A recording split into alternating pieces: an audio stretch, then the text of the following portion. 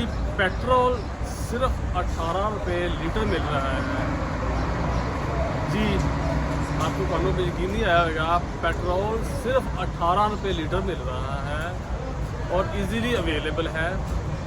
लेकिन ये मैं बात कर रहा हूँ पाकिस्तान की बिल्कुल भी नहीं। मैं इस वक्त खड़ा हूँ ईरान के दारुल खिलाफा तेहरान में और यहाँ पे पेट्रोल सिर्फ 18 रुपये लीटर मिल रहा है और जो पानी है पीने का वो भी बोतल में मिलता है, वो 21 रुपये लीटर है। यानी पानी महंगा है, पेट्रोल सस्ता है।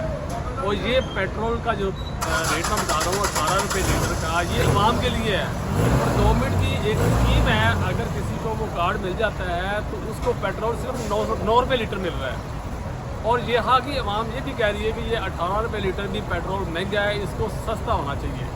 तो एक लम्हे के लिए सोचिएगा कि पाकिस्तान की आवाम को प्राइस पेट्रोल की क्या मिल रही है। गालबन 292 रुपये है और ये भी सुनने में आ रहा है कि शायद प्राइस अभी कम है, बढ़ानी चाहिए।